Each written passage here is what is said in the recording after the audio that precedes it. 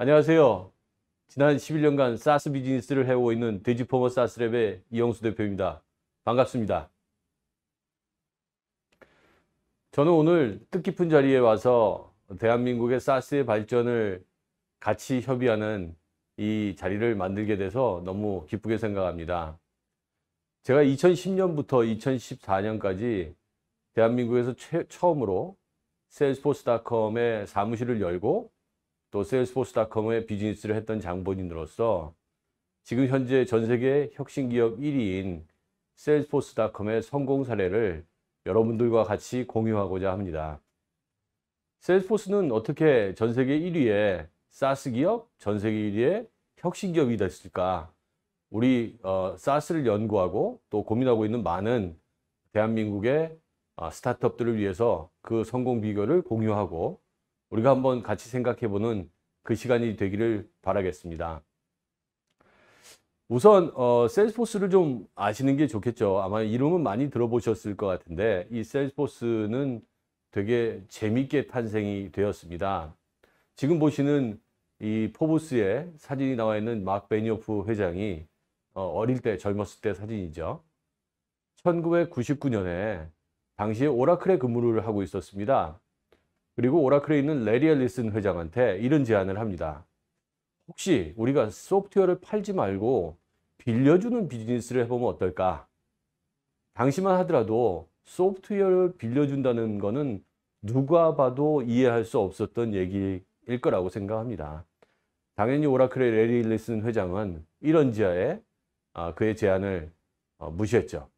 그리고 이제 이 마크 회장은 본인이 생각하는 이 빌려주는 소프트웨어를 세상에 한번 내놓겠다라고 해서 세일스포스닷컴을 창업했습니다. 만일 그때 오라클이 이 마크 회장의 의견을 받아들였다면 아마 지금 세상에는 세일스포스닷컴은 존재하지 않을 거라고 생각합니다. 다행인지 불행인지는 모르겠지만 오라클에서 최연소 부사장을 경험했던 마크 회장은 세상에 없던 새로운 비즈니스로 세상을 깜짝 놀라게 하는 일을 시작하게 됩니다. 1999년 12월에 이 회사는 설립됐고요. 사스라고 하는 용어는 사실 IBM이라고 하는 회사에서 그 전에 한 10수년 전, 20년 전부터 개념적으로는 존재하고 있었던 그런 서비스 모델이었습니다. 그런데 이 서비스 모델이 현실화된 기업은 아직 없었던 거죠. 마크 회장이 세일스포스닷컴을 만들고 처음으로 이 상용 소프트웨어를 빌려주는 형태, 즉 구독 소프트웨어로 비즈니스라는 첫 회사가 됩니다. 2021년에 매출이 21.25 빌리언, 그러니까 한국으로 치면은 지금 한 23조 원 정도의 매출이죠. 여기서 말씀드리는 매출은 구독형 소프트웨어 매출이기 때문에 연간 매출을 의미합니다. 즉, 이 회사는 내년에도 기본적으로 23조 원의 매출은 달성하고 간다라는 의미죠. 2018년부터 2020년까지 회사의 매출 평균 성장률은 26% 정도로 기록되고 있습니다. 그런데 이제 2010년부터 2014년까지 매출 성장률을 보면은 34% 정도의 매출 성장률을 가지고 있습니다. 엄청난 거죠. 그리고 2006년부터 현재까지 69개의 하이텍 회사를 인수했습니다. 아마 여러 가지 의미가 있겠지만 뒤에서 설명을 드리도록 하겠습니다. 제가 입사를 했던 2010년에는 전 세계 종업원이 8,000명이 채 안 되는 상태의 종업원 수였는데 2020년 말 기준을 보니까 5만 명에 육박하는 임직원을 보유하고 있습니다. 정확하게 몇 개의 기업이 이 서비스를 받고 있는지 공식적인 데이터를 확인할 수는 없었는데 지인들을 통해서 들은 바로는 15만 개 이상의 기업 고객, 이 15만 개 안에는 대기업부터 시작해서 중견기업, 중소기업, 스타트업까지 포함해서 15만 개의 기업들이 현재 이 서비스를 통해서 다양한 고객의 업무를 지원하고 있고 다양한 내부의 혁신을 이루고 있습니다. 지금 아래쪽에 보시는 이 소프트웨어의 금연 표시 같은 그 로고가 초창기의 세일스포스닷컴의 CI 로고입니다. 소프트웨어를 사지 말고 빌려 쓰세요. 왜 소프트웨어를 사는데 돈을 드립니까? 라고 하는 슬로건을 가지고 시작했던 거죠. 이 화면은 salesforce.com이 초창기, 뭐 대부분의 미국에 있는 스타트업들이 다 창고나 아주 작은 사무실에서 시작을 하지만 이 회사 역시 아주 한정적인 그 예산을 가지고 이 조그마한 사무실에서 시작을 했었습니다. 이때는 펀드를 받을 데도 없어서 마크 회장이 가지고 있던 오라클 주식을 다 팔고 그때 몇몇 지인들한테 펀드를 받아서 이 회사가 설립되게 됐는데 그 지인들은 이 회사가 IPO를 가고 나서 어마어마한 돈을 벌게 됩니다.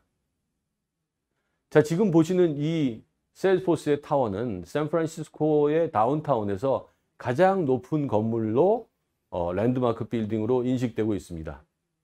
이 건물을 짓기 위해서 샌프란시스코의 시장 또 샌프란시스코의 다양한 형태의 여러 가지 고민들을 오랜 기간 동안 해결했다고 합니다. 모든 기업들이 다 그러듯이 특히 이 소프트웨어 기업이 원하는 매출 커브가 지금 보시는 것처럼 J자 커브이죠. 초창기에는 당연히 회사가 성장하면서 천천히 성장을 하다가 어느 순간이 되면은 기하급수적으로 급속도로 성장하는 그 J자 커브, 특히 SaaS를 하는 전 세계 모든 스타트업들의 열망이고 소원이기도 합니다. 뭐 엊그저께 제가 이 장표를 준비하면서 봤던 세일스포스의 주가는 244불인데 이 회사는 여러 번의 주식 분할을 했습니다. 아마 주식 분할을 안 했다면 지금 테슬라나 아니면 그 훌륭한 더 많은 회사처럼 아마 몇천 불의 주식 가치를 가지고 있는 회사가 될 거라고 생각합니다. 우리 소프트웨어 회사들도 저런 J자 커브를 한번 만들어 보고 싶지 않을까요? 저 역시도 그런 마음 때문에 지난 30년 동안 대기업을 지원하는 일을 글로벌 회사에서 하다가 이제 한국의 중소, 중견기업을 지원하는 혁신적인 일을 SaaS와 플랫폼을 통해서 하는 회사를 창업하게 됩니다.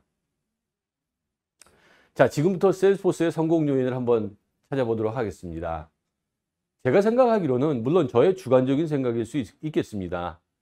첫 번째 성공 요인은 세상에 없던 다른 스타트업이 유명한 회사들이 된 것처럼 세상에 없던 비즈니스 모델을 만들어낸 것이 아닐까 싶습니다. 앞서 로고에서 보셨듯이 소프트웨어를 사지 마세요. 소프트웨어는 빌려 쓰는 겁니다. 소프트웨어는 자산이 아니고 소프트웨어는 비용으로 처리하는 것입니다. 라고 하는 그 새로운 비즈니스 모델이 이 회사의 첫 번째 성공 동력이 아닐까 생각합니다. 지금 좌측에서 보시는 그래프가 일상적으로 소프트웨어를 개발할 때 들어가는 여러 가지 비용들이 뭉쳐져 있는 그래프가 되겠습니다. 사실상 대부분의 회사들이 소프트웨어를 구축할 때 사람들이 인건비 그리고 필요한 자산을 구매하는데 들어가는 돈만 생각하나 실질적으로 저 물 아래에 있는 것처럼 히든 코스트라고 하는 것들이 소프트웨어를 유지하고 관리하는데 지속적으로 들어가죠. 뭐 필요한 소프트웨어를 사고 보안 모듈을 사고 그리고 관련된 여러 가지 장비, 여러 가지 소프트웨어들을 지속적으로 사고 유지 보수를 해야 하는 것. 또 그러한 하드웨어나 소프트웨어를 유지하기 위한 사람들의 코스트, 이런 부분들은 사실 표면에 나타나지 않은 것들입니다. 그런데 이 히든 코스트는 소프트웨어를 만들 때 3대 7, 즉 3은 보여지는 코스트, 7은 지금 당장 보여지지 않지만 지속적으로 회사가 투자해야 되는 그런 비용이기 때문에 사실은 회사들이 많은 비용을 쓰고 있었던 거죠.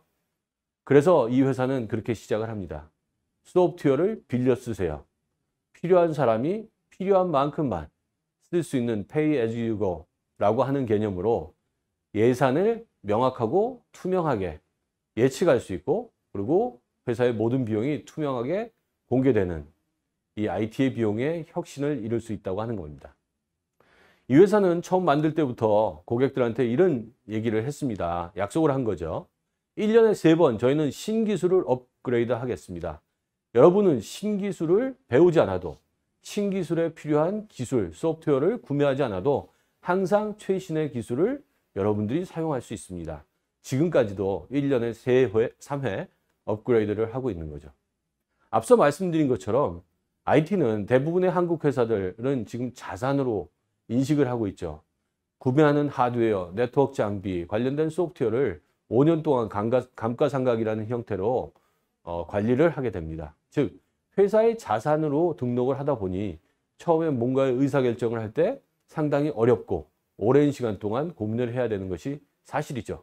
그런데 연간 지불하는 비용, 마치 집에서 쓰는 정수기 같은 그런 개념으로 월 얼마씩만 제공하면은 되는 그런 개념으로 어프로치를 하다 보니까 고객들은 새로운 이 컨셉에 대해서 놀라고 열광하게 됩니다. 지금 뭐 당연히 우리는 인터넷 시대에 살고 있고 디지털 시대에 살고 있습니다. 이 회사가 시작되던 1999년, 즉 인터넷이 처음 상용화되던 그 시기에 이 회사는 벌써 인터넷만 연결될 수 있다면 언제 어디서나 이 서비스를 통해서 혁신적인 일을 할 수 있고 고객을 좀 더 잘 지원할 수 있는 그런 개념의 이야기를 시작합니다. 이 자산이 아닌 비용이 된다는 것은 사실은 기업에 있어서 되게 투명성이 요구되는 지금과 같은 시기에 아주 중요한 이야기라고 생각합니다. 사실 우리가 구매한 하드웨어, 소프트웨어 관련된 이런 것들이 얼마나 쓰여지고 있는지, 얼마나 정확하게 예측하고 정교화되어 활용되고 있는지 사실은 잘 모르고 있는 게 대부분의 기업들이죠. 그러나 이런 SaaS 모델, 즉 구독형 소프트웨어는 사용자당 과금을 하기 때문에 명확하게 그 비용을 예측하고 관리할 수 있다는 거죠. 고객의 만족을 위해서 끊임없이 이 회사는 M&A를 하고 있습니다. 앞서 2006년부터 69개의 기업을 인수했다고 하는 거죠. 바로 이제는 이 기업이 커지면서 또 테크놀로지가 너무나 빨리 진화하기 때문에 과거와 같은 R&D만 가지고 고객을 만족시킬 수 없기 때문에 이 미국에 있는 이런 큰 회사들, 멋진 회사들은 끊임없이 어마어마한 비용을 지불하면서 새로운 기술 회사들을 인수하고 있습니다. 지금 보신 것처럼 이 성공 요인 첫 번째는 남들이 두려워하던, 남들이 잘 알지 못했던 이런 것들을 투명하게 공개하고 그리고 새로운 비즈니스 모델, 빌려 쓰세요라고 하는 모델로 세상에 탄생하게 된 것이 첫 번째 성공 요인이라 할 수 있겠습니다. 두 번째 성공 요인은 이 회사의 모든 의사결정에는 항상 고객이 중심입니다. 새로운 업그레이드를 할 때, 그리고 새로운 기능을 출시할 때, 심지어는 M&A를 할 때도 고객이 필요로 하는 그런 기술을 M&A하고 발전시키고 있습니다. 이 회사는 커스터머 커뮤니티, 즉 세일스포스닷컴을 쓰는 모든 고객들은 세일스포스 본사에 있는 최고 경영진과 실시간으로 소통할 수 있는 그런 커뮤니티 클라우드라고 하는 것을 운영하고 있습니다. 나는 이런 기술이 필요해. 난 다음번에 이런 기능이 있었으면 좋겠어. 요건 이렇게 바꾸면 좋지 않을까라고 하는 아이디어 혹은 의견들을 올려놓고 그 안에 있는 많은 사람들이 거기에 호응을 해줍니다. 나는 이거 동감해. 그러면 가장 많은 호응을 받은 그런 기능과 기술부터 그 다음 업그레이드 할 때 그 기술을 우선적으로 적용하도록 되어 있는 거죠. 심지어 이 회사의 CEO는 자랑스럽게 이렇게 얘기합니다. 나는 고객이 가지고 있는 고객의 아이디어를 훔치는 사람이야. 그리고 그 훔친 결과를 고객들을 위해서 다시 돌려주고 있어. 바로 이 업그레이드라고 하는 기능들을 통해서인 거죠. 이 회사의 시스템이 현재 어떻게 운영되고 있는지 투명하게 공개하고 문제가 있는 것들도 고객이 언제든지 들어와서 확인할 수 있는 그런 모니터링 시스템도 IT 사람이 아닌 고객한테도 오픈을 하고 있습니다. 앞서 말씀드린 것처럼 고객이 가지고 있는 좋은 아이디어, 좋은 생각, 그리고 고객의 어떤 혁신적인 기술과 지식을 다른 사람들한테 공유하도록 하는 것을 강조하고 있습니다. 이 회사는 1년에 한 번씩 가장 큰, 아마 단일 회사로 가장 큰 행사를 전 세계에서 열고 있습니다. 작년 같은 경우는 이제 코로나 때문에 온라인으로 진행을 했으나 2018년 같은 경우에는 단일 행사에 18만 명이 참석하는 어마어마한 행사를 5일 동안 샌프란시스코에서 진행을 합니다. 이 드림포스라는 행사인데 이 드림포스는 어떤 사람들도 참여할 수 있습니다. 물론 소정의 비용을 내고 들어오는 거지만 전 세계에서 혁신에 성공한 유명한 회사의 CEO들을 초빙해서 그들의 경험을 다른 C레벨들한테 공유를 하거나 훌륭한 개발자가 장기 자랑을 하는 것을 다른 개발자들한테 공유를 해주거나 심지어 해커톤이라는 행사를 이 행사 기간 동안 열어서 세상에 없던 기술을 가지고 있거나 세상에 없는 아이디어를 가지고 있는 사람들이 무대로 등극할 수 있는 그런 장도 주고 큰 어워드도 보상을 해주고 있습니다. 이 회사에 있어서 가장 중요한 것은 고객의 목소리를 듣고 고객과 생각을 소통하고 고객의 아이디어를 제공하고 고객의 아이디어를 훔치고 그리고 그걸 통해서 새로운 혁신을 만들어내는 고객 중심의 이 사고 그리고 고객 중심의 이 행위들이 이 회사의 성공의 두 번째 큰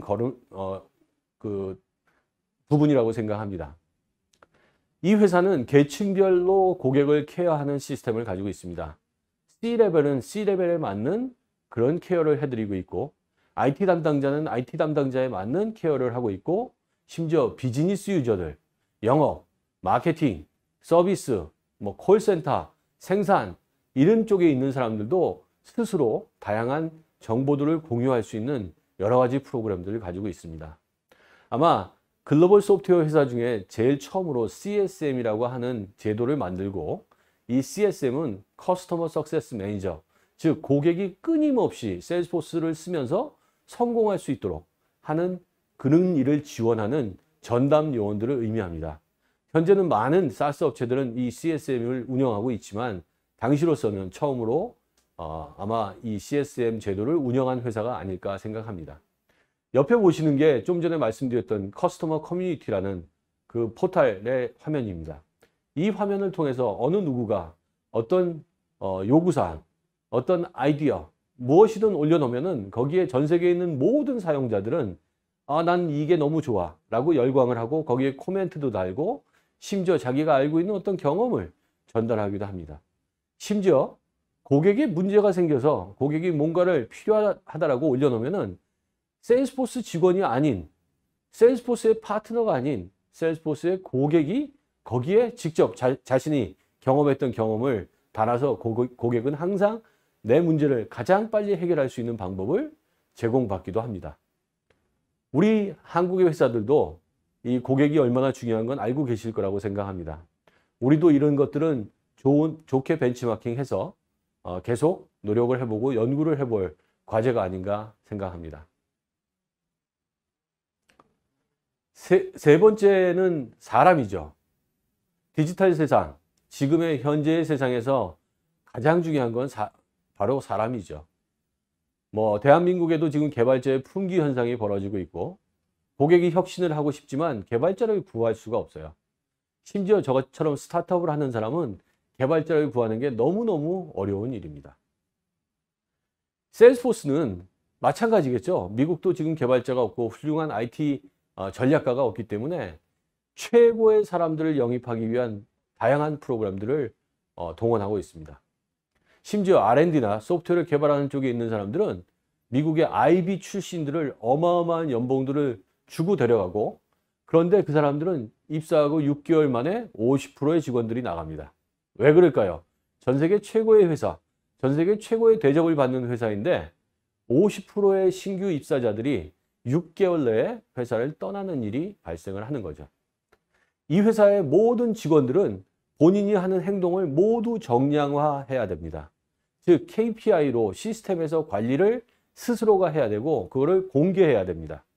제가 고객을 일주일에 몇 번 만났는지, 만나서 어떤 얘기를 했는지, 그리고 고객을 지원하는 사람들은 어떤 고객을 얼마나 지원을 했는지, 심지어 소프트웨어를 개발하는 사람들은 내가 현재 진도가 어떻게 나가는지 이런 것들이 본인의 KPI를 대시보드로 만들고 회사에 있는 모든 사람들한테 공유를 해야 되기 때문에 상당한 스트레스를 받는 건 사실입니다.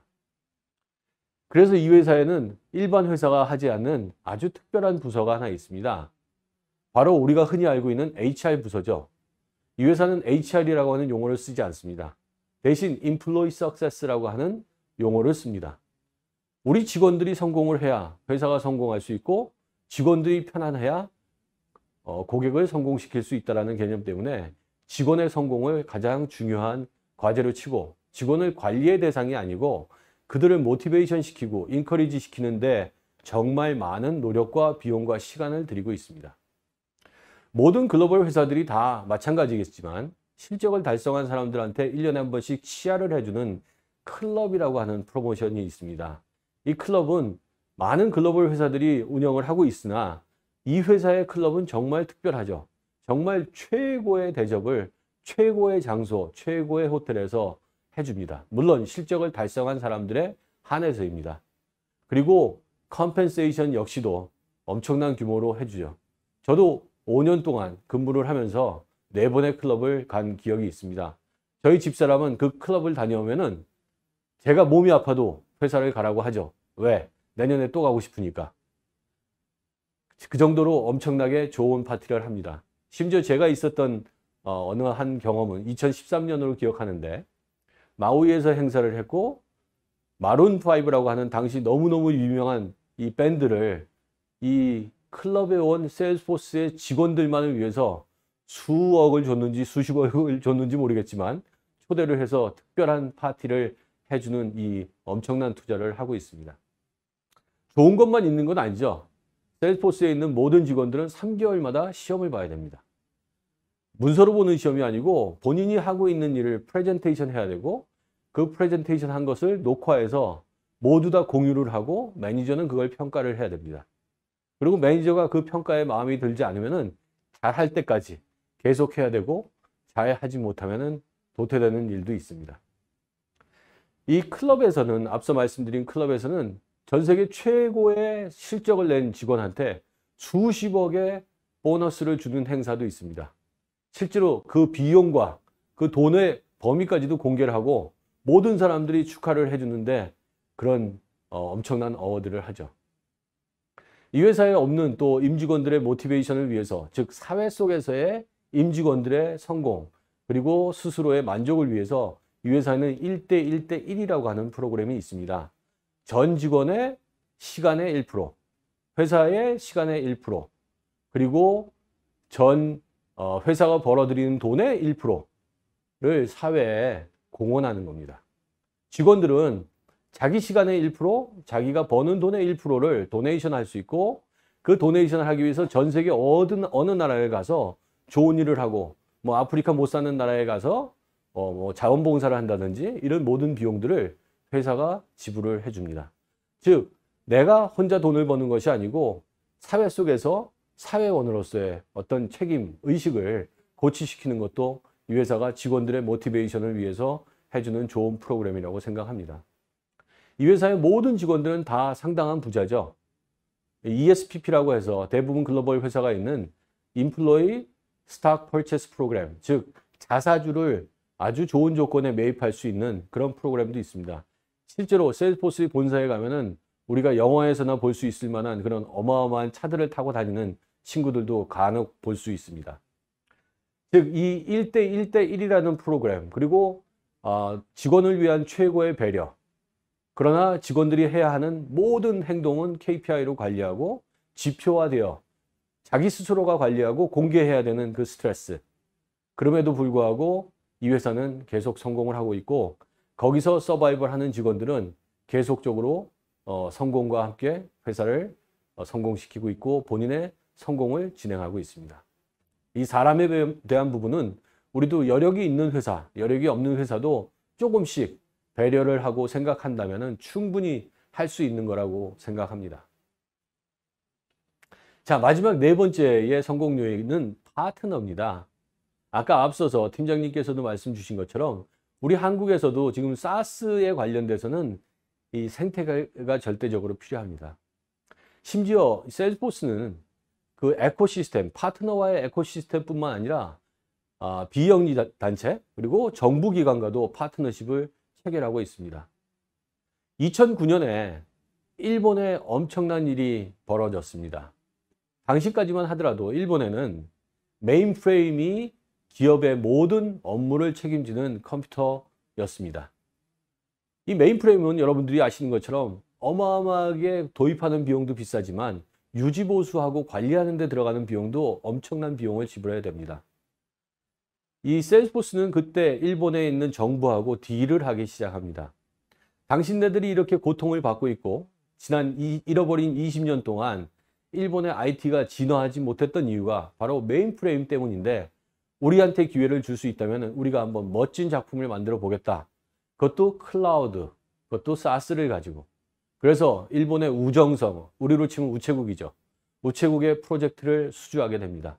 그리고 그 우체국이 가지고 있는 어마어마한 일들을 클라우드, 그것도 퍼블릭 클라우드, 그것도 사스를 통해서 성공을 하는 일을 만들게 되고, 이걸 통해서 지금 현재 일본은 전 세계에서 2위의 클라우드 대국이고 사스 대국이 되는 계기가 바로 2009년에 있었던 그 이벤트입니다. 일본에서 끝나는 게 아니고 오바마 대통령이 되자마자 마크 베니오프는 오바마 대통령을 교육하기 시작합니다. 오바마 대통령을 수시로 찾아가고, 오바마 대통령이 샌프란시스코 올 때마다 마크 베니오프를 만나고, 어떻게 하면은 미국 정부가 좀 더 혁신적으로, 좀 더 고객들한테 대국민 서비스를 잘 할 수 있을까, 이런 것들을 훈련을 받고 오바마 대통령이 미국의 클라우드 넘버1 정책을 만들게 됩니다. 그 미국의 클라우드 넘버1 정책은 미국 정부 각 부처에서 사용하는 모든 예산은 클라우드로 반드시 해야 할 것, 클라우드로 하지 않는다면 그 사유가 뭔지를 제출을 해야만 심의를 통과할 수 있고, 그 청문회를 해서 정말 적합한 이유인지 아닌지를 판단하는 그런 작업들이 벌어지게 됩니다. 이 과정을 통해서 미국 정부는 여러분들이 모두 아시는 것처럼 대부분 클라우드로 전이가 됐고 엄청난 클라우드의 고객이 됩니다. 그걸 통해서 미국 정부는 어마어마한 예산을, 그것도 중복해서 투자되는 어마어마한 예산을 절감할 수 있게 되고, 그 절감된 비용은 좀 더 의미 있고 국민들을 위해서 좀 더 잘 활용이 되게 되는 것이죠. 저는 이 모임이 바로 그런 일을 하는 첫 번째 단추가 아닌가 생각합니다. 세일스포스는 상용화된 회사 처음으로 마켓플레이스를 만듭니다. 자신들이 가지고 있는 플랫폼에 소프트웨어에 대한 아이디어, 소프트웨어를 가지고 있는 회사들을 끌어들이기 시작합니다. 당신네들은 좋은 제품만 개발하세요. 그리고 여기 마켓플레이스에 당신이 만들어 놓은 이 사스형 소프트웨어를 올려놓는다면 우리가 대신 영업을 해줄게 라고 해서 이 앱 익스체인지라고 하는 마켓플레이스가 탄생을 하게 됩니다. 현재 3,947개의 기업용 어플리케이션이 운영되고 있고, 여기서 발생되는 매출은 연간 10조 원을 훌쩍 뛰어넘는 엄청난 규모로 발전을 하고 있습니다. 심지어 이 세일스포스를 사용하고 있는 고객들은 이제는 사람들을 부르지도 않아요. 프레젠테이션을 받지 않습니다. 이 마켓플레이스에 들어가면은 동영상부터 시작해서 어떤 비즈니스 베네핏이 있는지, 심지어 트라이얼로 일정 기간 동안 다운받아 가지고 활용해 볼 수 있는 그런 여러 가지 좋은 프로그램들이 많이 있는 것이죠. 세일스포스가 굳게 믿고 있는 것은 바로 파트너의 성공이 세일스포스의 성공이라고 하는 겁니다. 본인들이 아무리 좋은 플랫폼을 만들고 아무리 좋은 사스 솔루션을 만들어도 분명히 한계가 있기 때문에 이 사스의 생태계를 위해서 파트너를 마켓플레이스에 끌어들이고, 심지어 그 마켓플레이스에 들어와 있는 좋은 파트너들한테 투자도 합니다. 더욱 잘 클 수 있도록 투자를 해주고, 그걸 통해서 같이 동반 상승하는 그런 일을 벌이고 있습니다. 지금 고객들은 열광하고 있습니다. 매일매일 새로운 스타트업들이 탄생하고, 이 스타트업들은 이 앱 익스체인지에 본인들의 아이디어를 상품으로 녹인 이 디지털 사스를 올려놓고 거기서 비즈니스를, 영업과 마케팅 비용 하나도 들이지 않고 비즈니스를 시작할 수 있는 거죠. 자, 우리도 혹시 한국에서 이런 플랫폼 사업자가 되겠다라고 하는 대기업, 혹은 이런 클라우드 비즈니스를 준비하고 있는 대기업이 있다면은 저는 이런 말씀을 꼭 드리고 싶습니다. 혼자서 아무것도 할 수 없습니다. 이 생태계를 만들지 않고서는 절대로 당신네 비즈니스는 성공할 수 없습니다. 많은 한국에 있는 훌륭한 스타트업, 이 사스와 클라우드를 연구하는 많은 회사들을 여러분의 파트너로 끌어들이세요. 저는 이것이 이 네 번째 성공 요인이라고 생각합니다. 자, 마지막으로 세일스포스의 다섯 번째 성공 요인입니다. 바로 문화와 철학입니다. 세일스포스는 우리나라의 대부분 기업들과는 완전히 다른 문화와 철학을 가지고 있죠. 자, 우리가 한번 생각해 보겠습니다. 한국의 대기업들은 내년도의 사업 계획을 하기 위해서 10월 달부터 모든 부서가 내년도 사업 계획을 준비를 합니다. 그 각 부서로부터 시작한 사업 계획이 모아져서 본부가 되고, 본부에서 또 사업 계획을 정리를 하고, 본부의 것들이 모아져서 전사로 확대되는 바텀업 방식으로 사업 계획을 만들게 되죠. 그러나 세일스포스는 완전히 거꾸로 합니다. 세일스포스에는 V2맘이라고 하는 특별한 사업 계획 방식이 있습니다. 비전, 밸류, 그리고 메서드, 그리고 옵스태클, 그리고 메저먼트라고 구성되어 있는 건데, 가장 먼저 이 V2맘을 만들어서 공표를 하는 사람은 막 베니오프 회장입니다. 나는 내년에 이런 회사가 되도록 할 거야. 나는 매출을 어떻게 하고 싶고, 나는 파트너를 몇 개를 더 만들고 싶고, 나는 어떤 사회 봉사를 하고 싶고, 우리 직원들의 성공을 위해서 어떤 것들을 인베스트를 할 것이고, 이런 목표를 회장이 먼저 만들어서 공유를 합니다. 그러면 그것을 받아서 사장단들이, 각 사업 부문을 맡고 있는 사장단들이 회장의 비전과 목표를 달성할 수 있는 그 비전에 맞는 V2맘을 만들게 되죠. 나는 우리 회장이 가지고 있는 이 목표와 비전을 이렇게 내가 서포트를 할 거야. 그래서 나는 매출은 어떻게 할 거야. 고객 지원은 어떻게 할 거야. 신제품은 어떻게 만들 거야. 라고 하는 것들을 만들어서 그 하위에 있는 부서 또 직원들한테 공유를 합니다. 그 다음에는 이제 디렉터 레벨들이죠. 사업을 실제로 리딩하고 있는 디렉터 레벨 혹은 BP 레벨들이 거기에 맞는 V2맘을 만듭니다. 그리고 그 다음에 그 똑같이 공유를 하고 그 밑에 있는 팀들 혹은 직원들은 각자 제일 말단 사원까지 심지어 어드민을 맡고 있는 그런 사람들까지 이 V2맘은 해마다 해야 되는 가장 고통스럽지만 가장 행복하고 가장 뜻깊은 새로운 문화이자 철학입니다. 이 과정을 통해서 탑다운의 비전과 목표가 현실화될 수 있고, 바로 그런 이유가 이 회사를 꾸준히 성장시킬 수 있고 26%, 과거에 34% 성장할 수 있는 큰 모티베이션이 되지 않았나 싶습니다. 우리 기업들도 한번 이제 바꿔서 디지털 세상에 과거의 답습을 우리가 계속해서는 디지털 혁신을 이룰 수 없죠. 여러분들도 한번 과감하게 바꿔보는 그런 시도를 해보시고, 여러분들의 비전이 현실화되는 그것들을 여러분의 팀들과 직원들과 같이 공유를 하는 그런 제도를 한번 운영해 봤으면 좋겠습니다. 자, 오늘 말씀드린 이 세일스포스를 통해 배운 성공 요소 5가지 다시 한번 정리를 해보도록 하겠습니다. 새로운 비즈니스 모델, 한국에서도 B2C에는 새로운 비즈니스 모델이 많이 생겼죠. 부동산을 임대해주는 사스, 음식을 딜리버리 해주는 거, 공유차, 공유 킥보드 너무너무 많습니다. 현실적으로 B2B에는 우리가 얼마나 많은 그런 새로운 모델들이 현재 탄생했는지 우리가 반성도 한번 해봐야 될 부분이 아닌가 싶습니다. 고객을 경영에 참여시킨다. 두 번째 세일스포스의 성공 포인트죠. 우리도 고객의 목소리를 어떻게 들을 것인가? 고객을 어떻게 우리의 의사결정에 참여시킬 것인가? 고객들이 우리한테 어떤 아이디어를 가져가라고 줄 수 있을까? 우리는 고객을 위해서 무엇을 해줄 수 있을까? 이거를 끊임없이 고민하고 연구하는 그러한 일이 특히 이 사스의 시대, 디지털 혁신의 시대에는 절대적으로 필요하다고 생각합니다. 자, 세 번째입니다. 우리는 분명히 한계가 있습니다. 과거에 몇 년 전에 IT는 3D 업종이라고 해서 심지어 새로운 학생들이 대학에 IT 학과를 가지도 않는 일이 벌어졌었고, 그 결과가 지금 이 개발자가 없어서 난리가 나는 이 현상이 벌어졌고, 또 대기업들은 재력을 앞세워서 모든 개발자들을 독식하고 있는 이 현상에서 한국의 스타트업들이 지속적으로 탄생을 하고 지속적으로 성장하기 위해서 우리는 어떻게 할 수 있을까? 저 같은 경우는 신입사원들을 많이 채용합니다. 사스는 개발의 구루보다는 신입사원이 그 회사가 만든 사스의 어떤 매뉴얼을 통해서 학습하고 매뉴얼대로 하는 것이 훨씬 빠릅니다. 그리고 훨씬 더 경제적이기도 하고 그들의 성공도 같이 보장할 수 있습니다. 우리도 그런 다양한 시도들을 한번 해봐야 될 타임이 아닌가 생각합니다. 네 번째, 나 혼자 돈 벌겠다라고 하는 생각은 이 클라우드의 세계, 사스의 세계에서는 통용되지 않습니다.